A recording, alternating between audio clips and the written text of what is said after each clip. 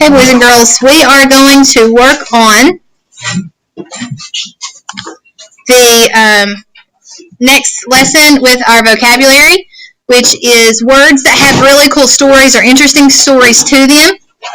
Our words are, repeat after me, panic, vandalism, flashy, popcorn, gargantuan. That's a mouthful, isn't it? Let's try that one again. Gargantuan. Jeep. China. Funny bone. Pineapple. Eavesdrop.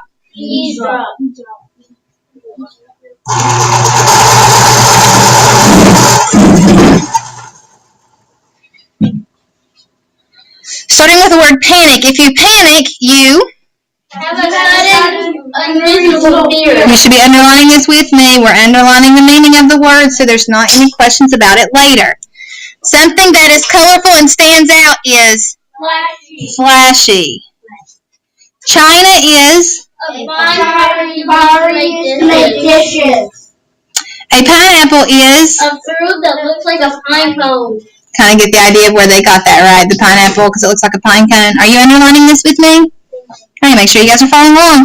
Vandalism means the destruction of valuable things. So anytime, technically, whenever you're drawing on these laptops like you tend to do sometimes, or draw pictures on stuff at school property, that's actually vandalism. You're destructing or you're destroying something that is of value, that doesn't belong to you. Popcorn is made by eating corn.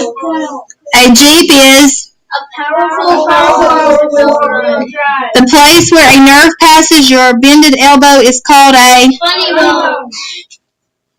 When you eavesdrop, you listen to someone's conversation. Okay, so the story that we were reading last week with what Katie heard, she was kind of eavesdropping. She wasn't trying to, but she was outside of her house, and the window was open. Excuse me.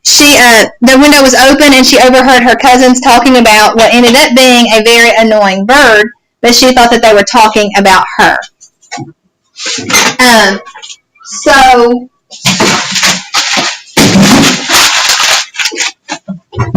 She was kind of eavesdropping because she was hearing something that was someone else's conversation that wasn't meant for her. Something that is gargantuan is huge. So we're talking about an adjective for big.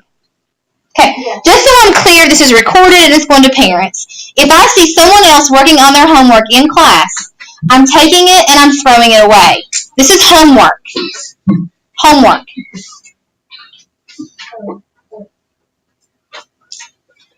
Alright, so for your homework tonight, you're going to write a vocabulary word for each story. So you're going to have to think about what word could go with each of these clues based upon their stories. For part B, it says to draw a line from. Go ahead and mark that out. You guys know I don't like that, draw a line from. Instead, you're going to write a letter. Write a letter. All right, so whatever, if B is panic, then you're going to put B beside it. This is due tomorrow.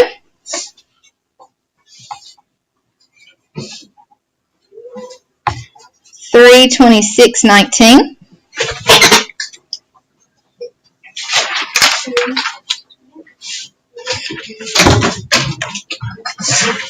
The next side, as you all know, again, we're just going to write our little note about context clues and using those context clues and using the definitions or clues that are off to the side as well on the other page to help you determine what those words mean. Okay, B is not optional. I say this every week.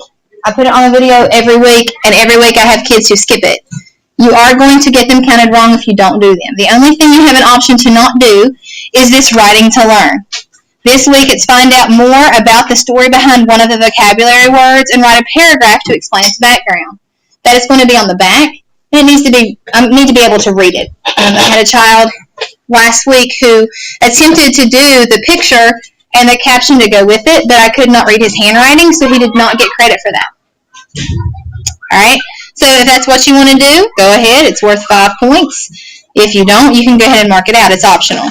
This side is due Thursday, 3, 28.